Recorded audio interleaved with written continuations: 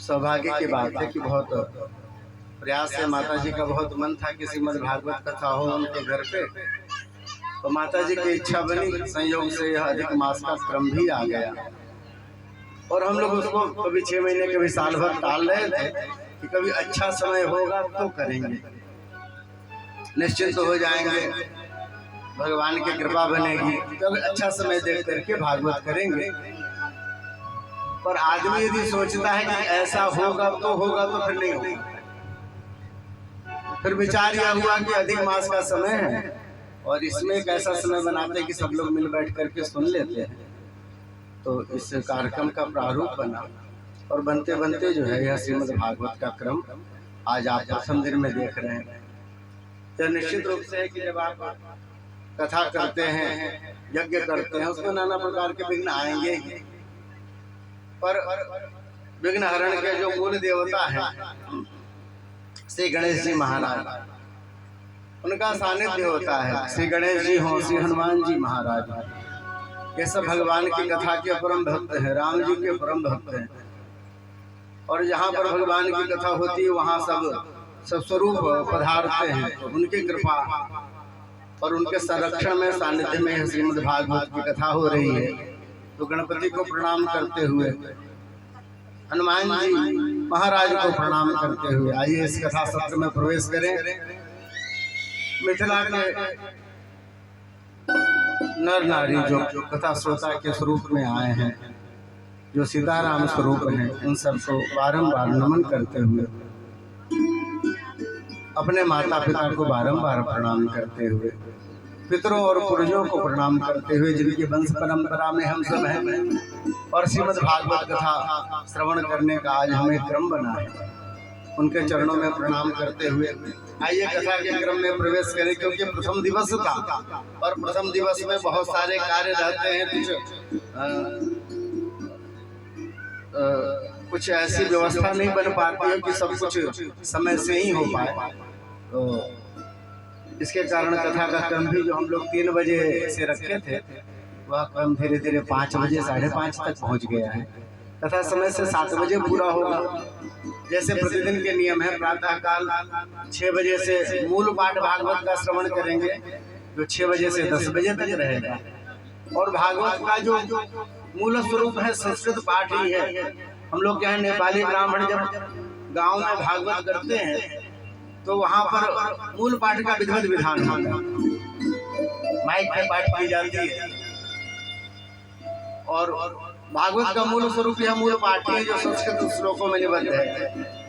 तो यदि उस समय कोई सुनना चाहे तो सुन सकते हैं। मन लगने की बात है तो मन उसमें भी नहीं लगेगा, मन शांति कथा में भी नहीं लगेगा। इसलिए नहीं लगेगा कि लगते लगते लगता है, भगवान में मन लगते लगते लगता है और बाकी चीज में खटाक से मन लग जाता है। जैसे जलेबी कहीं छनती हुई देखे आप, वहाँ मन को लगाना नहीं पड़ता कि थोड़ी देर मन लग जाओ, वहाँ से मन को हटाना पड़ता है। अच्छी से पकौड़ी बनती देख लें आप, साथ में धनिया की चटनी भी हो, वहाँ मन को लगाना नहीं पड़ता, वहाँ से मन को हटाना पड़ता है। अब हट जाओ। कई बार मन तो 2 कोस आने के बाद भी याद रखा रहता है, अब तो छन गई होगी, तैयार हो गया होगा, अब तो लोग चटनी लगा के पा रहे होंगे। और हम भी बड़े त्यागी हैं, उसको छोड़ कर। तो कई जगह मन लगाना पड़ता है, कई जगह मन नहीं लगाना पड़ता। ये पक्की बात मानिए, जिससे जीवन बिगड़ना होता है उसमें मन अपने आप जाके लग जाता है, और जिससे जीवन बनना होता है वहाँ मन लगाना पड़ता है। जैसे औषधि आपके शरीर में फायदा करती है और उसको याद करके खाना पड़ता है, अपने आप याद नहीं, तो क्यों आपके शरीर में फायदा करेगी। अच्छा, अच्छी भी नहीं लगती, बहुत सारी औषधि का स्वाद भी बड़ा पड़ता होता है। शरीर में यदि कोई चर्म रोग आदि हो जाए तो लोग कहते चिरैता पियो, हमारा पूरे शरीर में खजुआट है, दिन भर परेशान होते हैं, पर चिरैता उससे भी ज्यादा तीता लगता है पीने। पर क्योंकि अच्छा नहीं लगता, आप नहीं पीना चाहते हो, फायदा इसमें मन लगाना पड़ेगा। सुबह सुने या शाम को सुने, सुबह जिनका न मन लगे माला लेकर के बैठिए, 4 घंटे में कम से कम 50-60 हजार नाम का जब हो जाएगा, जितने देर कथा सुनने को मिलेगी। शाम को यदि बैठे तो माला लेके बैठे, कथा में मन लगे तो ठीक, न लगे तो उतनी देर में आपका 50,000 जब बन जाएगा। अच्छा, ऐसा सौभाग्य कहाँ मिलता है? एक तो धामों में धाम मिथिला धाम, उसमें भी दिव्य धाम जनकपुर धाम, उस जनकपुर धाम में भी हम दिव्य पंचकोशी परिक्रमा के अंतर्गत हैं हम सब। इस धाम के अंतर्गत हमें कथा सुनने का अवसर प्राप्त हो रहा है। कहते हैं यहाँ जो भी पुण्य कर्म किए जाते हैं वो लाख गुना हो जाता है। तो जो भी आप नियम से भगवान की कथा सुनेंगे वह आपके जीवन में सुख लाएगा, समृद्धि लाएगा और जीवन में भगवान की भक्ति लाएगा। इस कथा व्यास पीठ की यह कामना है। आइए कथा के क्रम में प्रवेश करते हैं। बोले श्रीमद् भागवत महापुराण की जय हो। श्रीमद् भागवत महापुराण जो 18,000 श्लोकों का है और इसे श्री वेद व्यास जी महाराज ने स्वयं प्रणीत किया है, लिखा है। 17 पुराणों की रचना श्री वेद व्यास जी महाराज ने की और लिखा इसे श्री गणेश जी महाराज ने, क्योंकि बोलने वाले के साथ लिखने वाला भी प्रवीण होना चाहिए, जो बार बार अपनी ई की मात्रा उ की मात्रा सुधारता न रहे, शुद्धता से लिख पाए क्रम में। तो श्री गणेश जी को महाराज को बुलाया गया पुराणों के लेखन के लिए। और जब श्रीमद् भागवत महापुराण का प्रणयन किया तो उन्होंने स्वयं किया है वेद व्यास जी महाराज ने। आजकल केदारनाथ जाने का बड़ा क्रम चला है, अपने जनकपुर से भी बड़ी मात्रा में लोग जा रहे हैं। इसी क्रम में लोग बद्रीनाथ दर्शन करने के लिए जाते हैं और बद्रीनाथ दर्शन के क्रम में वहीं पर व्यास गुफा पड़ता है जो सरस्वती जी के किनारे है। सरस्वती जी नदी का वहीं दर्शन होता है, लोग दर्शन करते हैं, बाद में सरस्वती जी वहीं विलुप्त हो जाते हैं। वो प्रयागराज तक आती है, दिखती किसी को नहीं, आकर के मिलती है। तो उस सरस्वती जी के तट पर श्री व्यास जी महाराज ने अपनी गुफा में बैठ करके श्रीमद् भागवत का प्रणयन किया। यह भागवत ग्रंथ साक्षात भगवान का स्वरूप है। हम सब महात्मा कथा के अंतर्गत जानेंगे। प्रतिदिन कथा का एक क्रम बना हुआ है, कितनी कथा आप सुनेंगे। यदि आप ध्यान से सुन पाए तब तो कथा आप समझ पाएंगे, नहीं तो कथा आपके माथे के ऊपर से निकल जाएगी। इसलिए प्रयास कीजिए कि आप ध्यान से सुन पाए। श्रीमद् भागवत की कथा के कहने से पूर्व उसके महात्मा कथा का विधान बताया गया है। और ये जो महात्मा कथा का विधान है बहुत सारे पुराणों में वर्णित है। उसमें पद्म पुराण अंतर्गत जो महात्मा है यह श्री वेद व्यास जी महाराज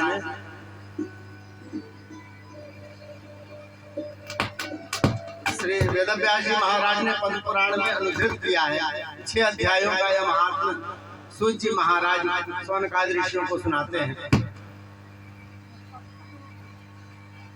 उसके मंगलाचरण का श्रवण करते हैं। सब महात्मा कथा जो 6 अध्यायों की है, कुछ मिनटों में होगी, उसको ध्यान पूर्वक श्रवण करते हैं। यहाँ पर श्री सूत जी महाराज का मंगलाचरण है। सच्चिदानंद रूपाय विश्वोत्पत्त्यादि हेतवे तापत्रय विनाशाय श्री कृष्णाय वयं नमः। संसार में बड़ी भीड़ होती है जिनके जीवन में चमत्कार होने होते हैं। व्यक्ति जादू देखने नहीं जाता। हम संसार में जितने लोग हैं हमको तीनों ताप परेशान किए रहते हैं। कुछ को आंतरिक शारीरिक कष्ट होता है, कुछ को शरीर के बाहर का कष्ट परेशान किया रहता है और कुछ को देवी देवता परेशान किए रहते हैं। दैहिक भौतिक ताप, 3 तापों का वर्णन किया है रामायण में। गोस्वामी तुलसीदास जी ने राम राज्य लिए तीनों किसी को व्याप्त नहीं थे। यहाँ पर हम कलयुग के जीव हैं, हम तीनों तापों से परेशान रहते हैं। और ये बागेश्वर बाबा श्री प्रदीप जी महाराज छाए हुए, अनिरुद्धाचार्य जी महाराज, इन सब के छाने का मूल स्वरूप यही है जो उपाय बतलाते हैं इन तीनों तापों से कैसे बचा जाए। बड़ी लंबी भीड़ है, बहुत लोग लाइन में लगना चाहते हैं, लग नहीं पाते। श्रीमद् भागवत कथा के जो श्रोता है वो जानते हैं कि भगवान कृष्ण का आप जब ध्यान करते हैं उनके चरणों का तो कहते हैं इन तीनों तापों का समन होने लग जाता है। दैहिक दैविक भौतिक तापों का समन। दैहिक तापों का समन होता है संसार में जो भी चीज दुख आता है, दुख आना बड़ी बात नहीं है, दुख जो दुख देता है उससे आगे परेशानी। आप यदि दुखी नहीं है तो शरीर में रोग हो, शोक हो, परेशानी हो, दिक्कतें हो, आपको पता ही नहीं चलता, आप रस में रहते हैं। श्री मुठिया बाबा की कथा आती है, उनके शरीर में घाव था, घाव में कैंसर हो गया, उसमें कीड़े हो गए, वो निकल कर के बाहर आ जाते, सब घबरा जाते, महाराज जी इसको साफ करो। कहते थे अरे भगवान का भजन सुनने के लिए हमारे शरीर में आया, ये कहीं और चला जाता, उसको रहने दो, भजन सुनता है। दैहिक ताप उनको परेशान नहीं करते थे, भगवान के भक्त परम भक्त। वृंदावन वाले जो है, अभी आप मोबाइल में देख रहे होंगे, यमुना जी ऐसी बढ़ करके आई कि महाराज मंदिरों में यमुना जी प्रवेश कर गए। अब तो लोगों को अपना बोरिया बिस्तर उठा करके दूसरे शहरों में जाना चाहिए, तो वृंदावन वाले उसी में कूद कूद के नहा रहे हैं, यमुना जी का पूजा कर रहे हैं और नाव बना करके उसी में भगवान को घुमा रहे हैं। यमुना जी बड़ी कृपा की है मिलने के लिए। ये भौतिक ताप है, ये वर्षा के कारण, धूप के कारण। जब संसार वाले जिसके कारण दुखी होते हैं, भक्त कहते हैं ठाकुर जी की यही इच्छा है तो इसी में आनंद मना लेंगे। उस बाढ़ का वो सब सामना कर रहे हैं, क्योंकि बाढ़ तो दिल्ली में भी आई थी, सब परेशान हैं, बह रहे हैं, रो रहे हैं, और बाढ़ वृंदावन में भी आया है, सब उनका स्वागत कर रहे हैं और कह रहे हैं बड़ी कृपा हुई है, यमुना जी आज हमारे घर पे, हमारे घरों में पधारी है। भौतिक ताप। और कहते हैं महाराज एक दैविक ताप होता है, इन दैविक तापों से बचने के लिए लोग गोमेद पहनते हैं, अंगूठी पहनते हैं, लहसुनिया पहनेंगे, गले में ताबीज पहनते हैं, रेखा मंगलवार का व्रत करती है। तो महाराज देवताओं की कृपा बनी रहे इसके लिए लोग नाना प्रकार का प्रयत्न करते हैं, जो दैविक ताप न हो, देवता हम पे प्रसन्न रहे, मंगल बाबा प्रसन्न रहे, शनि बाबा प्रसन्न रहे। जो भक्त होता है वो प्रसन्नता हो सबका आदर करता है। महाराज भगवान की कृपा तो इसी में परिलक्षित होती है कि हम और आप सांस ले रहे हैं और आमने सामने बैठे हैं, ये कृपा है ठाकुर जी की। अपने हाथ में कुछ भी नहीं, कुछ भी नहीं है। 3 साल बीच का बीता है, कौन रहेगा कौन नहीं रहेगा पता नहीं चलता। संसार ऐसे दौर में गुजर रहा था, लोग अच्छे संबंधी भी एक दूसरे का ख्याल नहीं करते थे। कई बार शरीर से प्राण निकल गए तो लोग अपने घरों में पड़े रह गए 3-3, 4-4 दिन। जितने संबंध हैं, जितने रिश्ते हैं, नाते हैं, सब परिस्थितियां प्रकट हुई। गोरखपुर में हम लोग के घर के बगल में एक लड़का पीड़ित हुआ, युवा 27 साल का, और जब पीड़ित हो गया महाराज उसको उठा करके हॉस्पिटल में सब ले गए, हॉस्पिटल में उसके प्राण निकल गए, कोई घर वाला लेने नहीं गया डर के मारे, तो कोरोना हो जाएगा। बाद में बूढ़े बाप को मालूम चला जो गांव में था, बूढ़ा बाप अपना ले करके फिर बेटे को गया है, वहां जाकर के उसने उसकी अंत्येष्टि कराई, 13 दिनों का सब कर्म किया। महाराज माँ बाप होते हैं, इसीलिए भगवान की जो उपमा देने की बात हुई, भगवान तो अनुपमेय है, भगवान के जैसा कौन है, अद्वितीय है भगवान। फिर भी जब उपमा देने की बात हुई कि तुम कैसे हो, तो भगवान को कहते हैं तुमेव माताश्च पिता तुमेव बंधुश्च सखा तुमेव, प्रभु तुम ही माता हो, तुम ही पिता हो। इससे और बड़ी उपमा ला नहीं सकते। इस संसार में सबसे बड़े भगवान के द्वितीय स्वरूप हैं।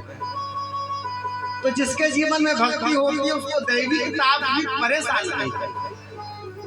भगवान की कृपा है, हम सब बैठ करके सुन पा रहे हैं। दैविक भौतिक तीनों तापों का समन भगवान श्री कृष्ण के नाम स्मरण से, उनके दर्शन मात्र से हो जाता है। यह प्रथम श्लोक का अर्थ है। जो भगवान सच्चित आनंद के स्वरूप हैं, जो भगवान विश्व के उत्पत्ति स्थिति और लय के हेतु हैं, और जो दैविक भौतिक तापों का समन करने वाले हैं, ऐसे भगवान श्री कृष्ण के चरणों में हम सब प्रणाम करते हैं। बोलिए सांवरे सलोने सरकार की जय हो। यम प्रव्रजन्तमनुपेतमपेत कृत्यम द्वैपायनो विरह कातर आज आप पुत्रेति तन्मयतया सर्वभिनेदुः तं सर्वभूत हृदयं मुनिमानतोऽस्मि। महाराज 12 वर्ष तक अपनी माँ के गर्भ में रहने के बाद भगवान के द्वारा आश्वासन देने पर जब सुखदेव जी महाराज संसार में माँ के गर्भ से प्रकट भए, माता पिता की तरफ देखा भी नहीं और चल दिए हैं। पीछे वेदव्यास जी महाराज दौड़ते हुए जा रहे हैं, पुत्र पुत्र पुत्र कहते हुए। आम के बगीचे से निकले थे सुखदेव जी महाराज, आगे आगे व्यास जी महाराज आर्त होकर के दौड़ते हुए पीछे पीछे। 12 वर्ष का बालक जो जन्म हुआ उसने देखा तक नहीं है।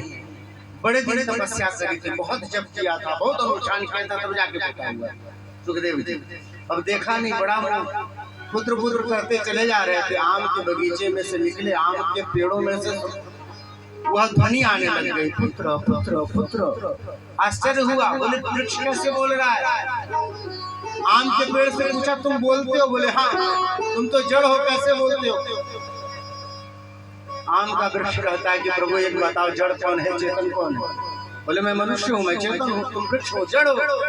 बोले प्रभु जीवन में हमारे में हजारों फल लगते हैं आम के, एक भी फल आम का पेड़ खुद नहीं खाता, संसार भर को बांट देता है। आपको एक बेटा ऐसा मिला है जो पूरे संसार का कल्याण करे, आप उसको भी अपने घर की गृहस्थी में लगाना चाहते हो, बेटा बेटा करके अपने मोह माया में फंसाना चाह रहे हो। प्रभु अब बताओ जड़ कौन है और चेतन कौन है? जो संसार को बांट देता है, एक भी नहीं रखता, वह जड़ है, या जो संसार के लिए पैदा हुआ हो उसको अपने घर में लगा के रख ले, वह जड़। समझ में आ गई बात। वेदव्यास जी लौट करके आए। ऐसे वेदव्यास जी महाराज को और सुखदेव जी महाराज को हम सब प्रणाम करते हैं। एक बड़ी अच्छी जगह है नैमिषारण्य। सूत जी महाराज वहाँ सौनकादि ऋषियों को कथा कह रहे हैं। सौनकादि ऋषियों ने कहा कि हमें ऐसे भगवान की कथा सुनाओ जिससे सदा सदा श्री कृष्ण हमारे हृदय में रहने लग जाए, भगवान कृष्ण के चरणों में निरंतर भक्ति बढ़ती रहे। यह सुनना था। सूत जी महाराज प्रसन्न हुए और उन्होंने श्रीमद् भागवत सप्ताह कथा की चर्चा करी है। श्रीमद् भागवत सप्ताह की कथा ऐसी कि जब सुखदेव जी महाराज परीक्षित को कथा सुनाने जा रहे थे, देवता अमृत का कलश लेकर के आए। उन्होंने कहा ये कथा आप हमें दे दो और इसके बदले में हम परीक्षित जी को अमृत पिला देते हैं, तो मरने का तो डर है ना, तो मरेगा नहीं, और ये कथा हमें मिल जाएगी। सुखदेव जी सच कहते हैं, हमारे स्वर्ग में सब कुछ है पर भगवान की कथा नहीं है। और ये कठिन बात आपको नहीं समझना चाहिए। हम सभी घरों में रहते हैं, कथा बड़े भाग्य से।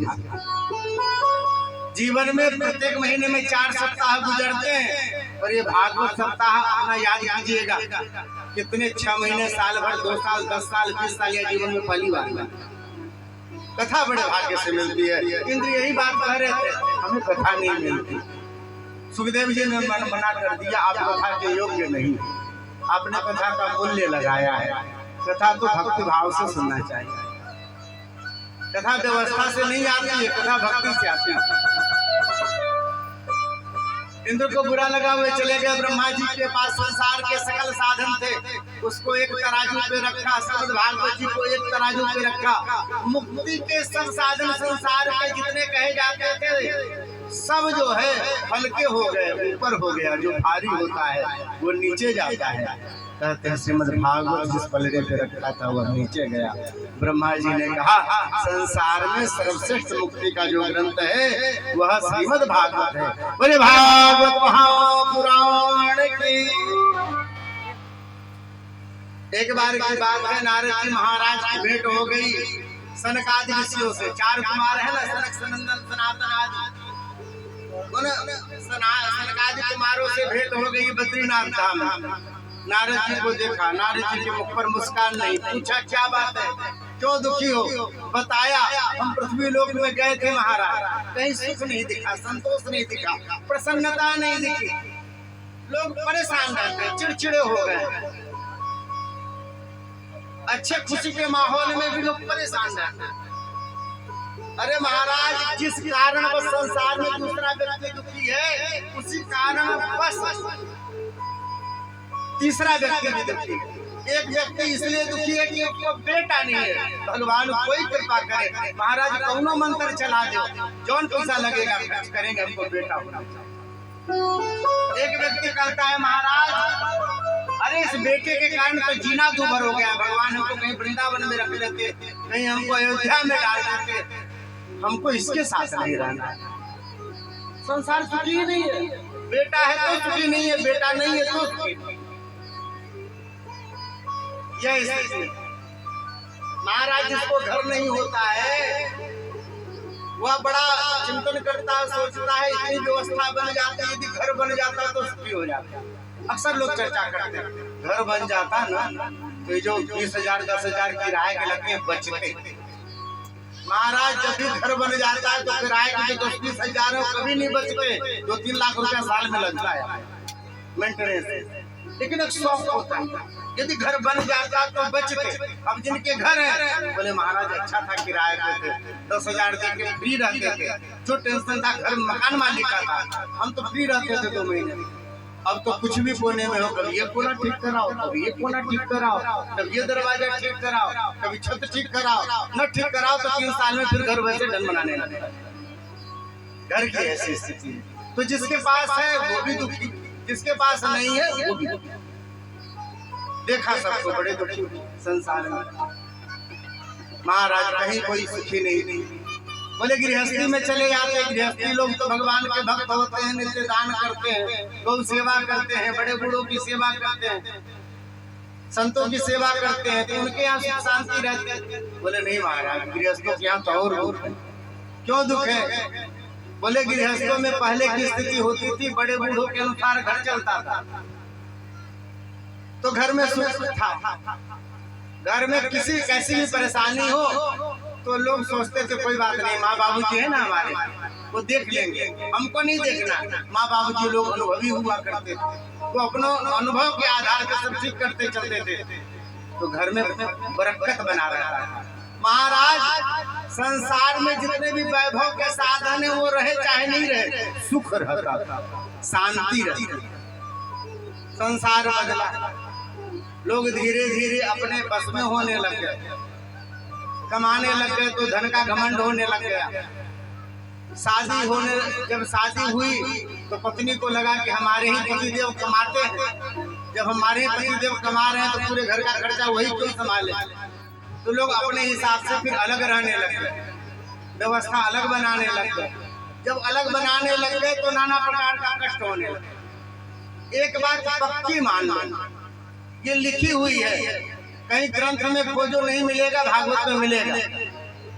महाराज, आप अपनी बुद्धि से आप जितनी चला लो, घर में परेशानी फिर भी कम आएगी। घर तो तभी बढ़िया से चलता है जब माँ बाप चलाते हैं, क्योंकि माँ बाप अपने पुत्र और पुत्री बाल बच्चों का कभी भी खराब नहीं कर सकते। वो जीवन में जितना चाहेंगे अपने आप को चाहे ना बच्चों को हो, माँ बाप उदार होते हैं। पर यदि मान लो न चल पाए तो अपनी बुद्धि से चलाओ। लोग गलती कहाँ करते हैं कि अपनी ससुराल बुद्धि से साले सरहज की बुद्धि से चलने लग जाते हैं।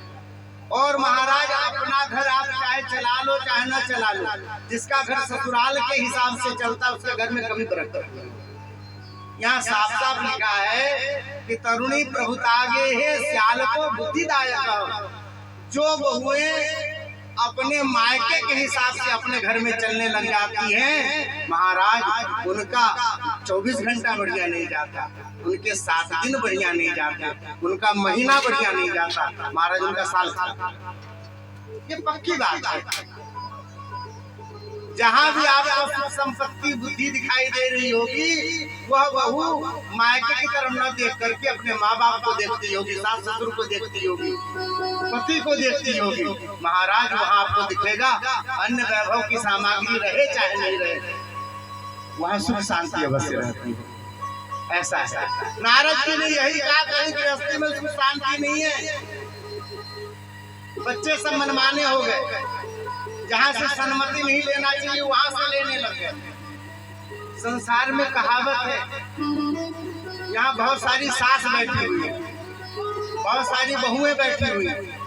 संसार में कहावत है, एक माता जी बता रही थी, अरे मेरा दामाद बहुत अच्छा है। बोले क्यों अच्छा है? बोले जो कमाता है हमारी बिटिया को लाके देता है।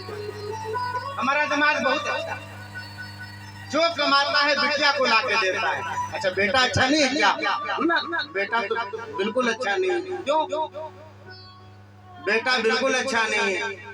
क्यों? अरे जो कमाता अपनी पत्नी को लाके दे देता है, हमको देता ही नहीं। इस संसार का स्वरूप है। आप दो तरह से देखेंगे तो महाराज आपका भी नहीं चलेगा, उनका भी नहीं, दोनों जगह नहीं चलेगा। एक जैसी बुद्धि होनी चाहिए। बच्चे में यही सद्गुण है कि जो भी पाए वो बूढ़े माँ बाप के हाथ में दे, ताकि आपके कृपा से यह शरीर मिला हुआ है। हम कमाने लायक, बोलने लायक, चलने लायक आपके कृपा से हुए हैं। तो हमारा जो कुछ भी है आपके ऊपर। और महाराज माँ बाप के हिसाब से चलने वाला घर कभी भी घर बना। ये संसार का नियम है, पूरी पुरानी कहानी है करोड़ों वर्षों की। नारद जी ने यही बात कही, संसार देख के दुखी हो गए। लोगों ने कहा बाबा दुनिया को जितना देखोगे दुखी होगे, संसार दुख स्वरूप है। श्रीमद् भागवत में संसार के विषय में लिखा है कैसा है? बोले महाराज दुख रूपी विमोह कह, ये मोह में डालने वाला है दुख रूपी। फिर क्या करें? बोले वृंदावन जाओ बाबा। और कहते हैं नारद जी महाराज वृंदावन पहुंच गए। आइए हम सभी बैठ करके ताली बजा के गाते हैं, बहुत अच्छा पद है। वृंदावन जाने को जी चाहता है, वृंदावन जाने को जी चाहता है, वृंदावन जाने को जी चाहता है, वृंदावन जाने को जी चाहता है, जी चाहता है, जी चाहता है, जी चाहता है, जी चाहता है, जी चाहता है, जी चाहता है, जी चाहता है, जी चाहता है। राधे राधे राधे राधे राधे राधे को जी चाहता है, राधे राधे राधे चाहता है, राधे राधे राधे को जी चाहता है।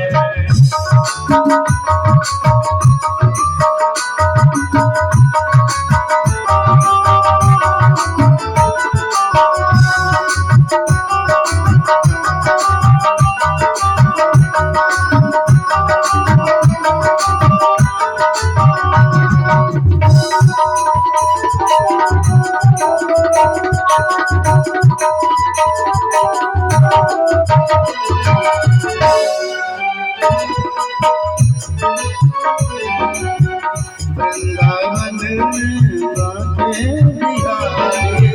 वृंदावन में बाके बिहारी, और मुकुट पीतांबर धारी, और मुकुट पीतांबर धारी।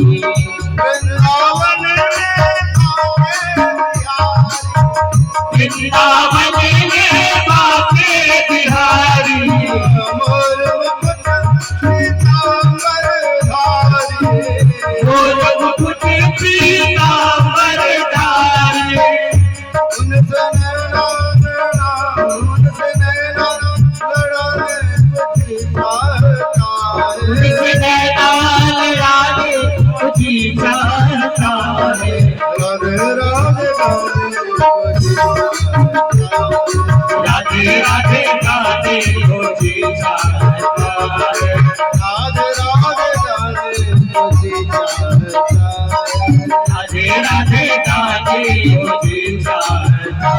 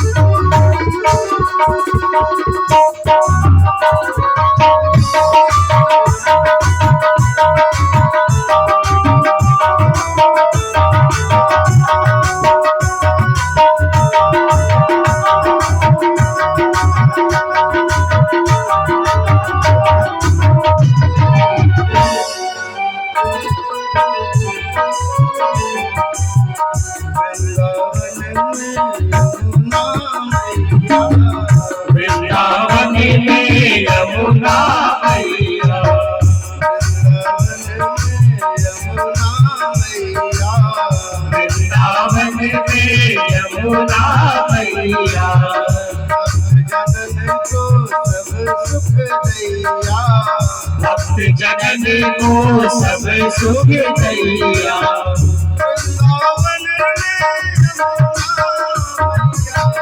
वृंदावन में यमुना मैया,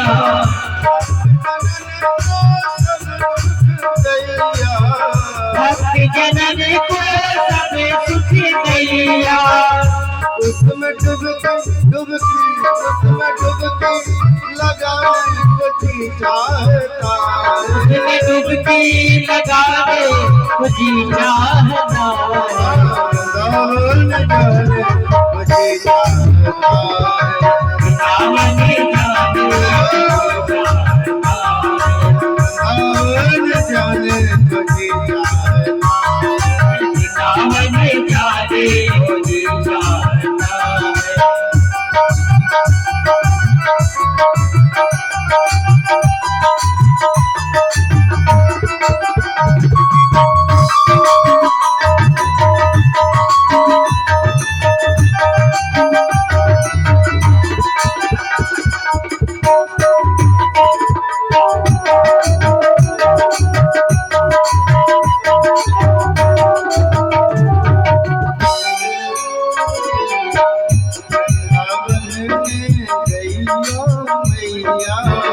वृंदावन में गैया मैया, वृंदावन गैया मैया, वृंदावन में गैया मैया, वृंदावन गैया मैया, वृंदावन में गैया मैया, वृंदावन गैया मैया, वृंदावन में गैया मैया,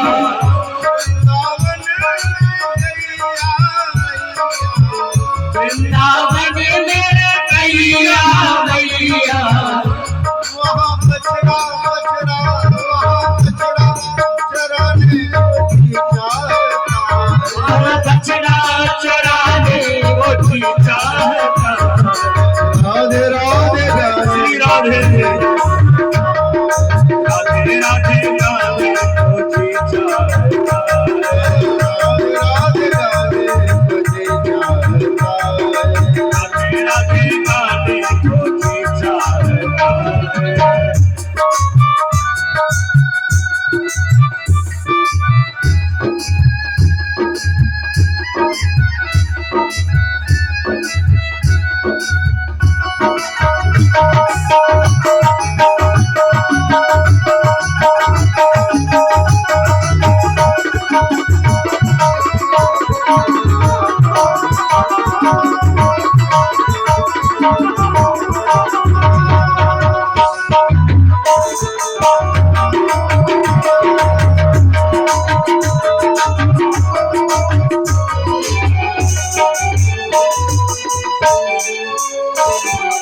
वृंदावन में रास बिहारी, वृंदावन में रास बिहारी, रास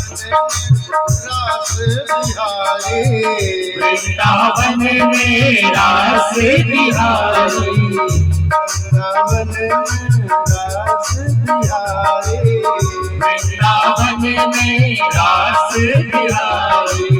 संग सखी जन राधा प्यारी, संग सखी संग राधा प्यारी, वृंदावन में रास बिहारी, वृंदावन में रास बिहारी, संग सखी संग राधा प्यारी, संग सखी संग राधा प्यारी। उनसे रास रचाने को जी चाहता, उनकी रास रचाने को जी चाहता। आज रास में जाने को जी चाहता, रास में जाने को जी चाहता। राधे राधे गाने हो जी चाहता, राधे राधे गाने को जी चाहता।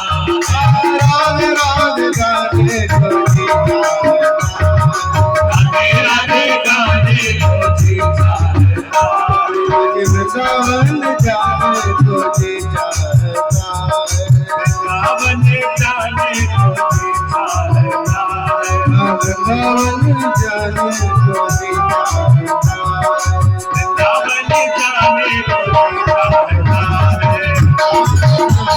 जी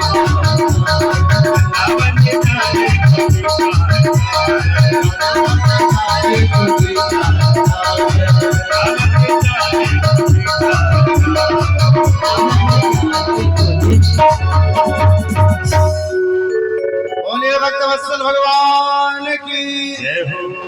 नारद जी महाराज वृंदावन पहुंचे। वृंदावन जैसा कि आप सब गए हैं, आनंद की खान है, सुख का वह हेतु है। महाराज पहुंचते ही जितने दुख थे संसार को देख करके सब भूल गए। बांके बिहारी का दर्शन किया, राधा वल्लभ का दर्शन किया, राधा रमन जी के दर्शन किए। वृंदावन की परिक्रमा लगा रहे थे। भक्ति ज्ञान वैराग्य से भेंट हो गई। ज्ञान वैराग्य बूढ़े, भक्ति युवती। भक्ति ने जब दर्शन किया, नारद जी का पुकारा है, भो साधु क्षणम तिष्ठम चिंताम विनाशय। अरे बाबा, हमारी चिंता को दूर करके जाइए। कौन हो तुम? हम भक्ति मैं भक्ति हूँ महाराज। ये दोनों बूढ़े हैं ना? बोले हाँ, आपके पिताजी दादाजी होंगे। अरे नहीं नहीं, हमारे बेटे हैं। अरे ऐसा थोड़ी न होता है, माँ जवान हो बेटा बूढ़े हो। बोले महाराज यही हो गया, यही तो चिंता है। मैं कर्नाटक में प्रकट हुई, नारायण तमिलनाडु में प्रकट हुई, दक्षिण भारत में कर्नाटक में बड़ी हुई और गुजरात में जाकर के बूढ़ी हो गई। ये हमारे दोनों बच्चे निष्क्रिय हो गए, निष्प्राण जैसे हो गए, बूढ़े हो गए। लोगों ने कहा वृंदावन जाओ। हम आ गए महाराज, पर यहाँ हम तो युवती हो गए, पर हमारे ज्ञान वैराग्य बच्चों का कुछ नहीं हुआ। बोले इसलिए क्योंकि वृंदावन में भक्ति का आदर है, ज्ञान वैराग्य का आदर है। हमारे जनकपुर में भी महाराज भक्ति का आदर है, ज्ञान वैराग्य का नहीं। आप बहुत बड़े विद्वान होंगे तो अपने घर में रहिए या कॉलेज में जाके पढ़ाई। आप यदि भगवान के भक्त हैं, माला जपते हैं, भगवान के अलावा दुनिया से मतलब नहीं, तब जनकपुर वाले आपको मानते। आप संसार से ज्यादा मतलब रखेंगे तो नहीं मानना। वही हाल यहाँ भी है, भक्ति का आदर।